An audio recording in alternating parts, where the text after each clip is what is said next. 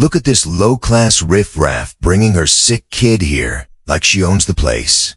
The words sliced through the packed emergency room at 2:47 a.m. as Dr. Victoria Albright's voice dripped with contempt.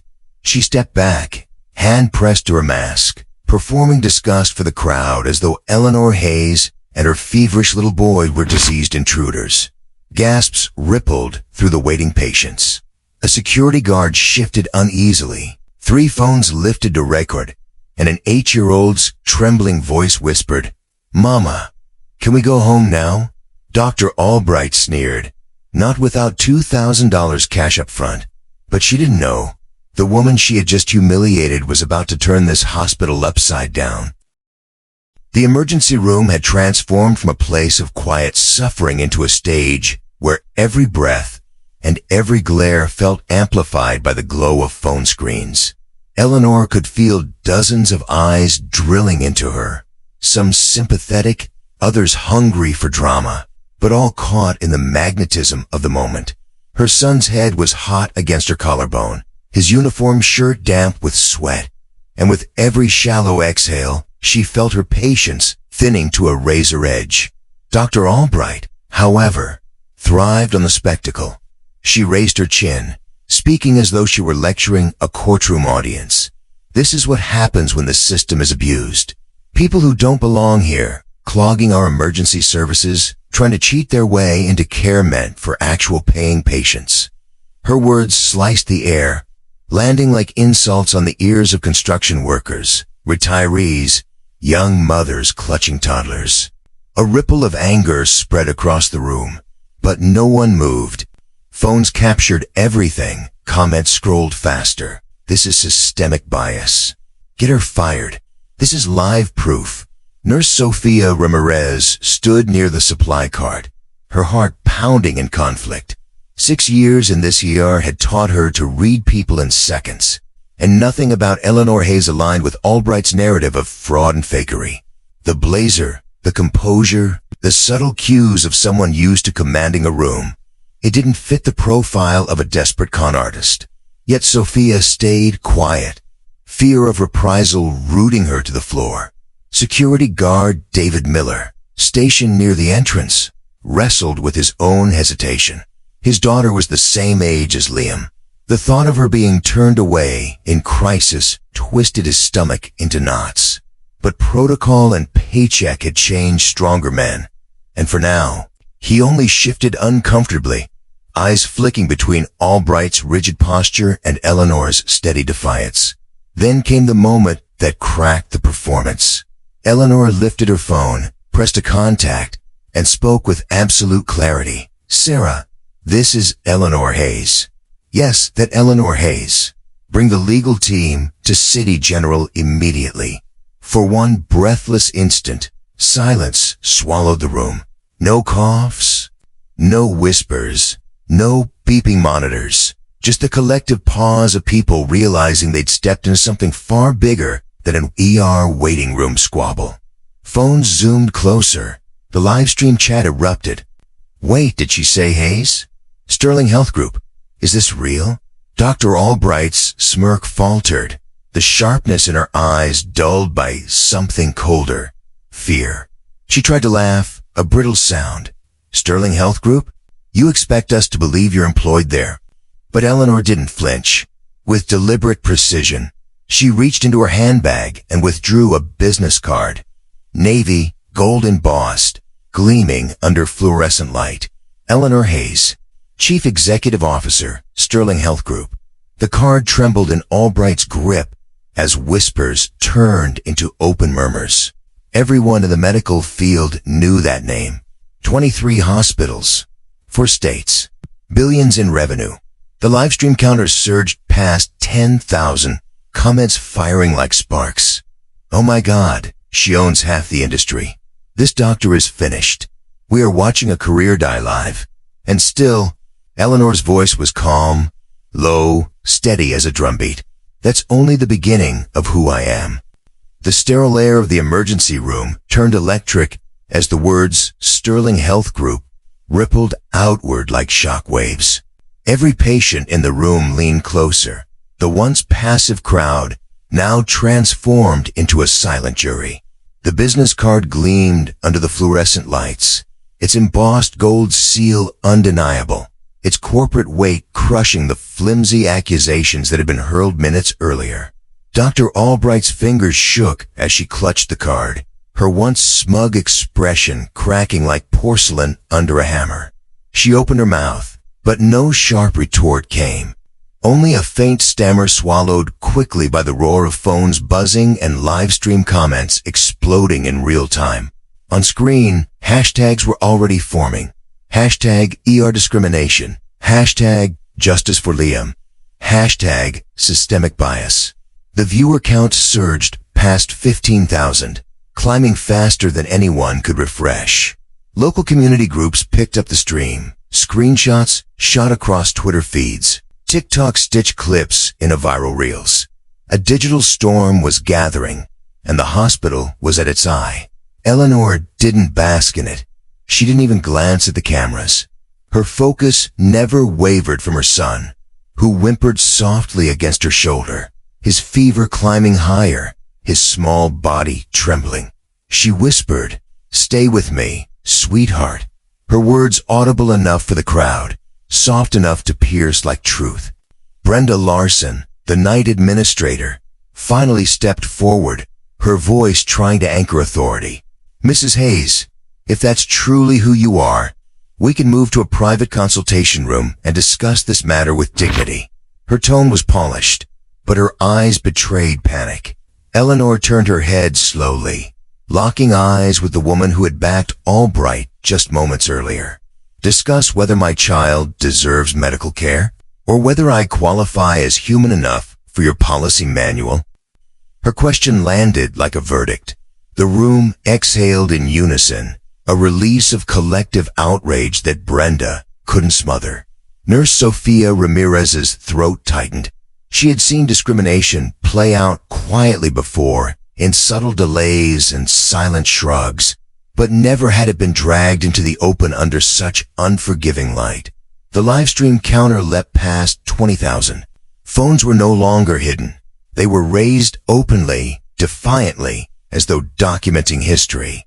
A construction worker whispered to his neighbor, "This is bigger than a sick kid. This is all of us." Security guard David Miller felt the knot in his stomach harden. He watched Eleanor cradle her son with the poise of a mother, but the authority of a leader, and he knew with certainty, that everything about this night would follow him for the rest of his career. Albright tried once more to reassert control, her voice rising unnaturally high. "Anyone can fake a business card. Fraud is easy in the digital age." But her performance fell flat, drowned out by the beeping of incoming notifications and the unmistakable sound of a storm breaking wide open.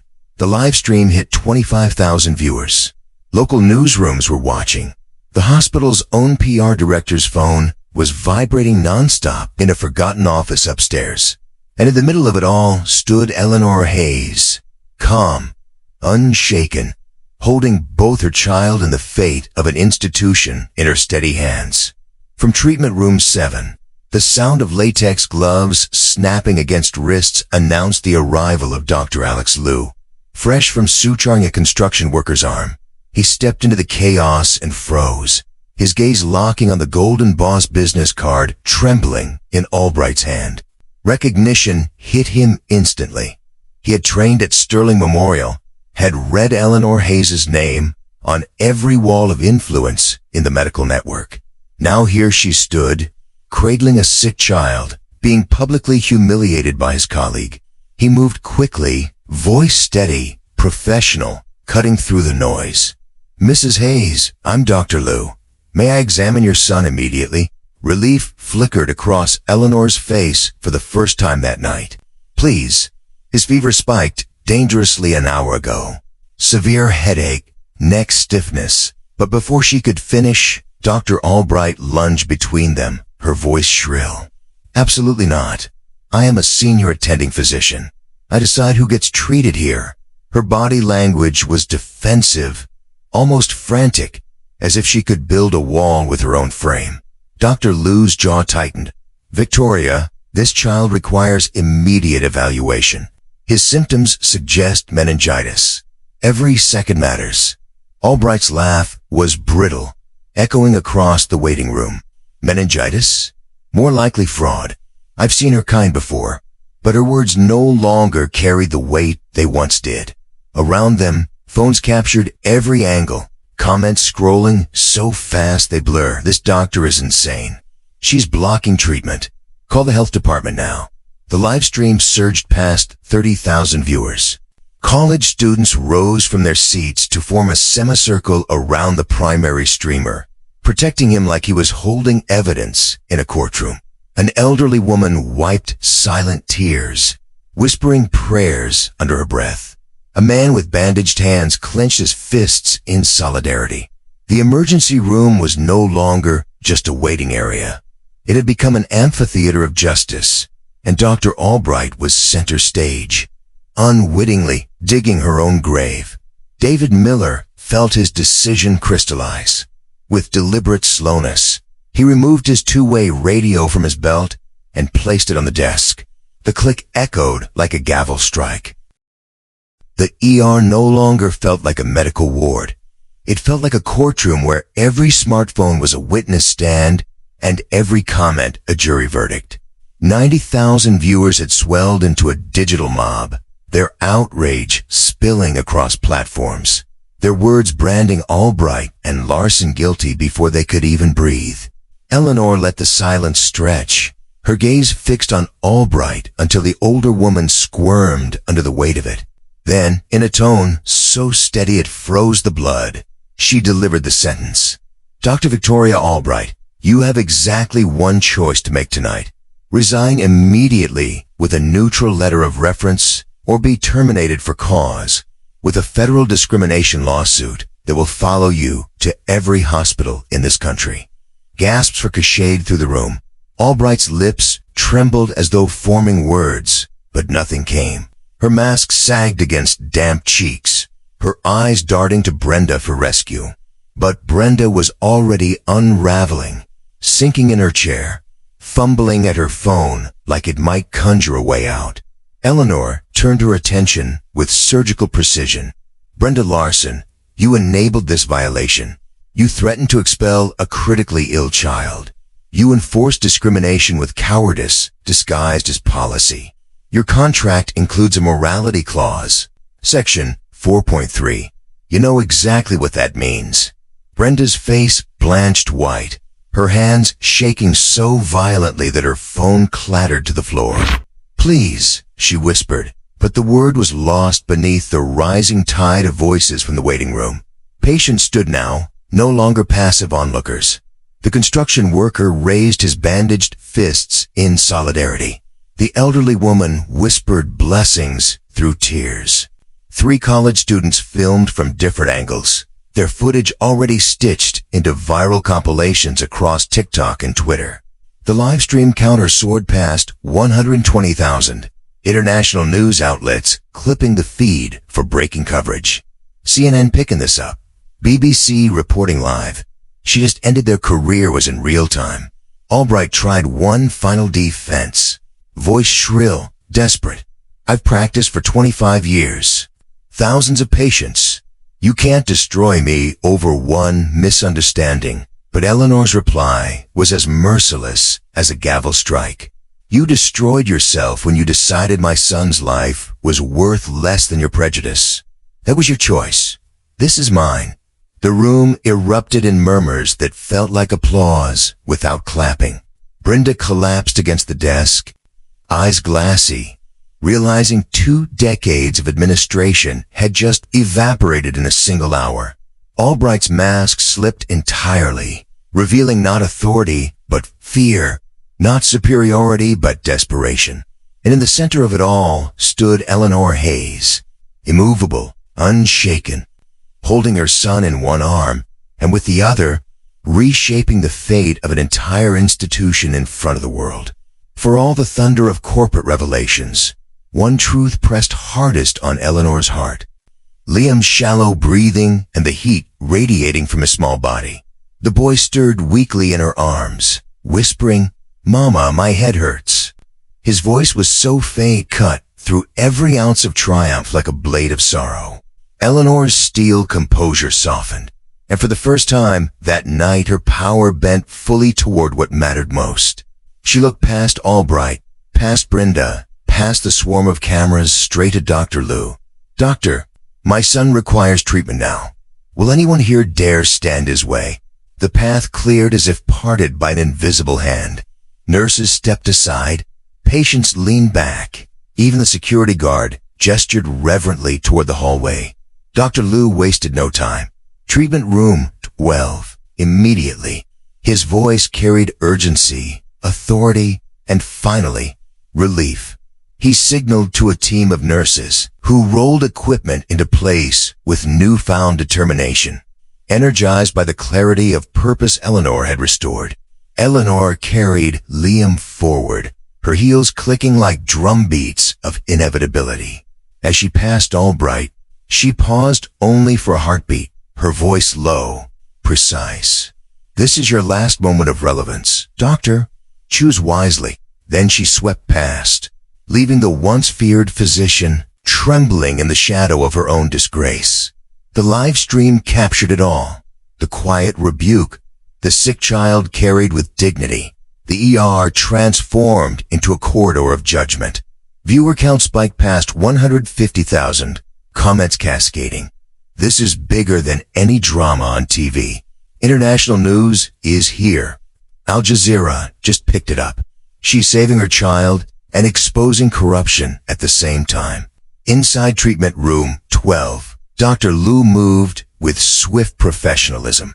4 fluids, blood work, fever reducers now. Nurses responded instantly, hands steady, movements precise. For the first time in hours, Eleanor felt the tide shifting towards safety. She laid Liam gently on the bed, brushing damp hair from his forehead, whispering words only he could hear. "You're safe now." Mama made sure of it. His eyelids fluttered, but his breathing began to even, a fragile rhythm of hope. Through the observation window, the waiting room still buzzed with history in the making. Reporters had begun to arrive, cameras flashing beyond the glass doors, news vans unloading equipment at 3 a.m.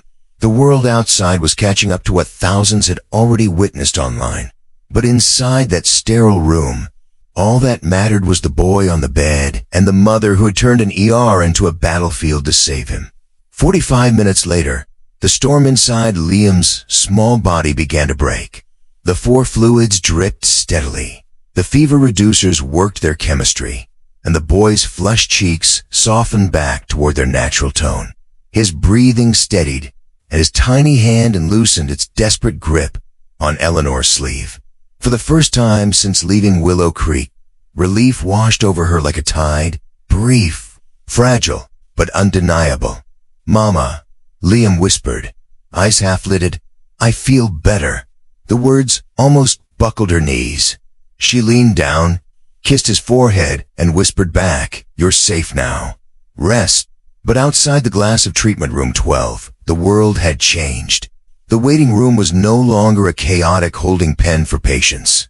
It was a press gallery, a battlefield of flashing cameras, satellite feeds, and microphones shoved forward by reporters who had sprinted through the night. The live stream had topped 180,000 viewers before dawn, and now professional media had arrived to seize the narrative. CNN, NBC, Fox, all names Eleanor recognized, stood shoulder to shoulder with community bloggers, TikTok influencers, and local reporters. The ER had become the epicenter of a national scandal, and moving among the crowd with military precision was Sarah, Eleanor's executive assistant, flanked by the team of attorneys. They cataloged everything: security footage requisition orders, names of witnesses, screenshots preserved as digital evidence. One lawyer murmured updates into a phone. Federal civil rights claims, viable. Institutional liability, severe. Potential damages, catastrophic. Their presence was a visible line in the sand. This wasn't just a hospital dispute. It was a corporate war unfolding in real time. Brenda Larson tried to salvage control, her voice rising desperately above the noise. Please, ladies and gentlemen, we asked for privacy, for order, for respect. But her pleas sounded hollow against the roar of questions shouted from reporters. Is it true she owns the hospital? Will Dr. Albright face termination? What will Sterling Health Group do next? Brenda's authority had evaporated, her words drowned in the flood. She clutched her phone as though it could anchor her, but even she seemed to know the tide had already swept her away. Meanwhile, Dr. Albright sat slumped at the nurse's station, her mask hanging loose, her hands trembling against the desk she no longer commanded. She didn't look like a physician anymore. She looked like a woman staring down the ruins of her career. Every phone in the room seemed angled toward her, capturing the moment humiliation calcified into consequence. And across the observation window, Eleanor stood by her son's bed, calm, collected, every bit the lioness who had transformed personal crisis into systemic reckoning. The live stream counter pushed past 200,000. International news tickers began flashing headlines. CEO exposes discrimination at her own hospital. Emergency room, scandal goes global. The story was no longer just about Eleanor Hayes and her son. It was about a system on trial before the eyes of the world. By the time Liam's fever had broken and his breathing steadied, the storm outside treatment room 12 had reached hurricane force. Camera crews packed every square inch of the ER lobby. Microphones stretched like spears toward the glass. Reporters shouting questions that collided into an indecipherable roar.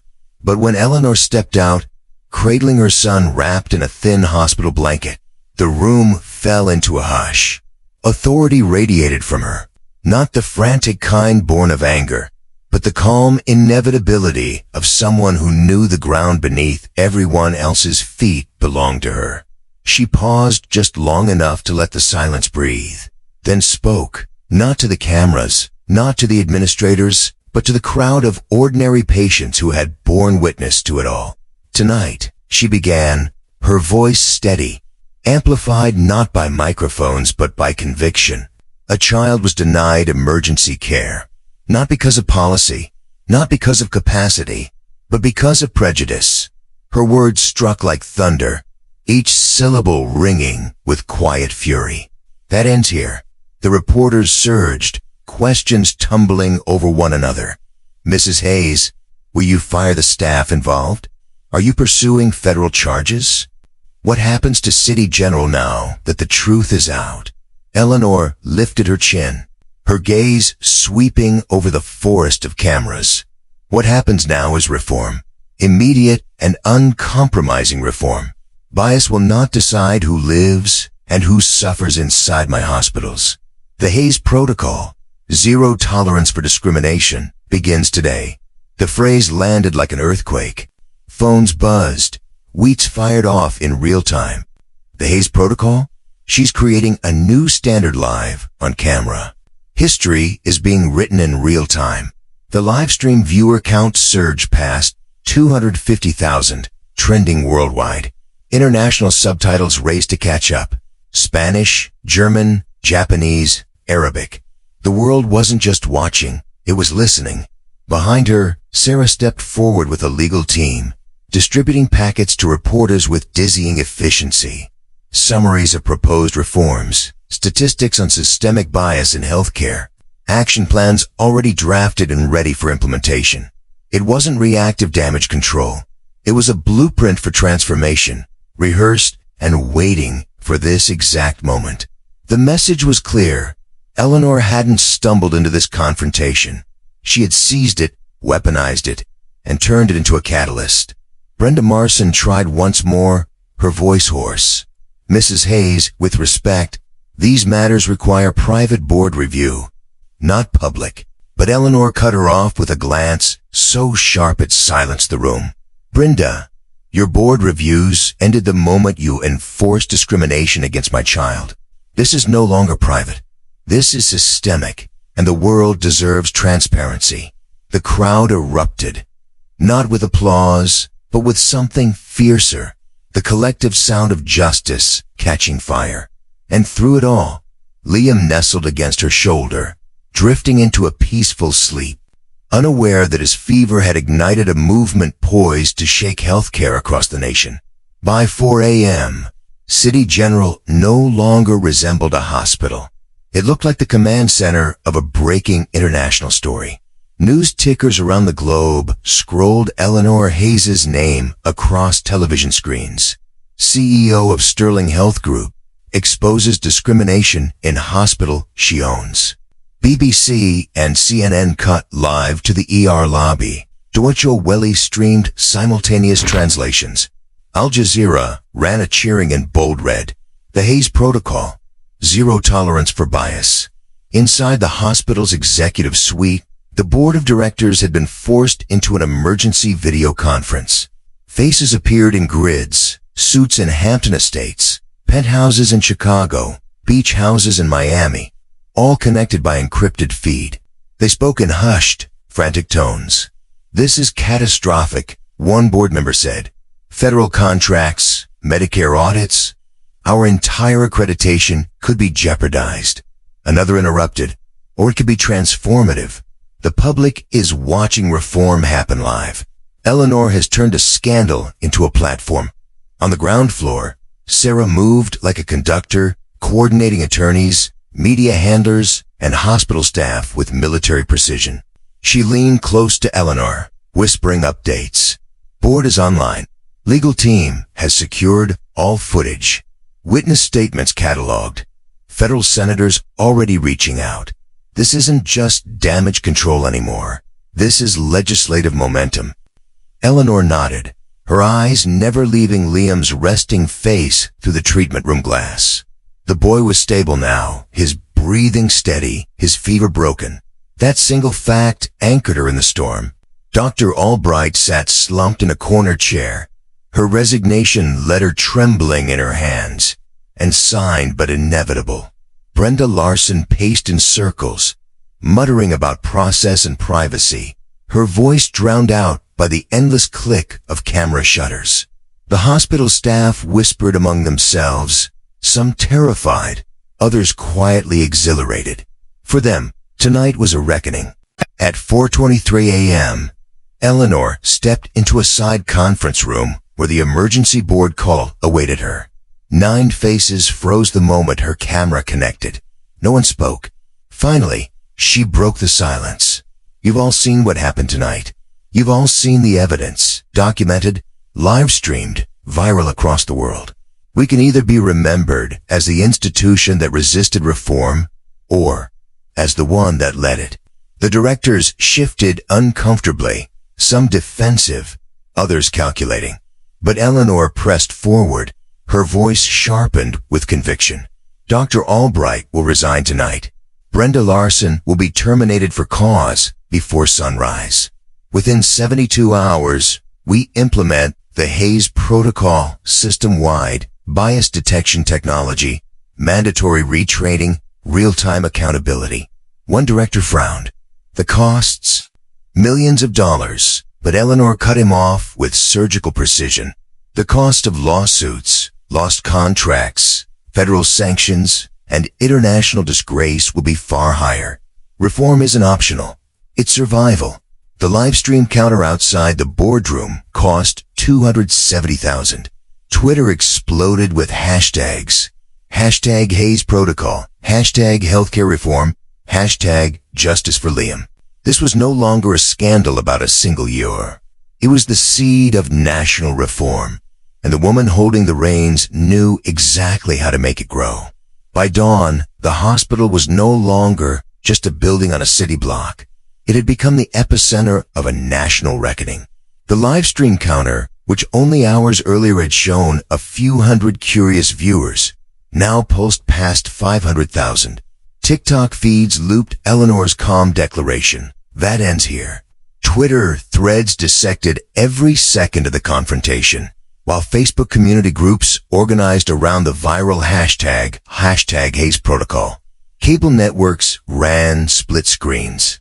On one side, live shots of City General's emergency room. On the other, panels of policy experts debating what this meant for the future of American healthcare. At 5:15 a.m., Eleanor's phone lit up with a name few could ignore. Senator Eleanor Vance, chair of the Senate Healthcare Committee. Eleanor answered on speaker, her voice filling the press clack lobby as microphones swarmed closer. "Mrs. Hayes," the senator said, her tone brisk but unmistakably reverent, "we've been monitoring tonight's events. The committee is preparing hearings on healthcare discrimination. Would you be willing to testify before Congress?" The room went still, as though history itself had paused to listen. Eleanor glanced through the glass to Leon, asleep but safe, then turned back toward the reporters and the sea of phones. "Senator," she said, each word sharp as glass, "it would be my honor.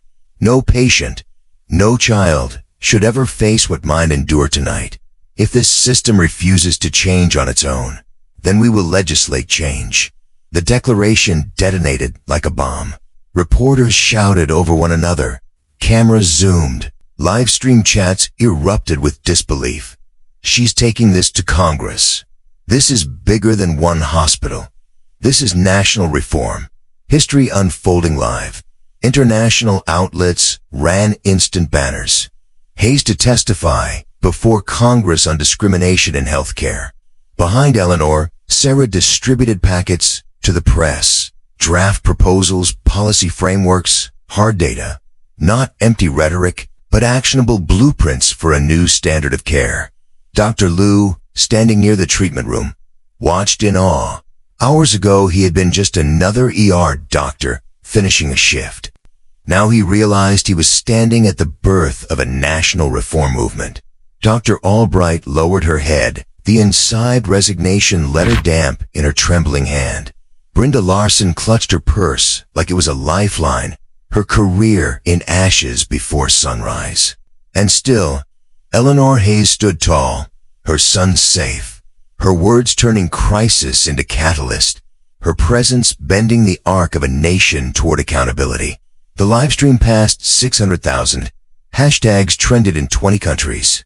The world had borne witness to injustice, but more importantly, it was now watching the architecture of change being built in real time. 6 months later, the emergency room where everything began looked nothing like the chaos of that February night. The floors gleamed under new lighting.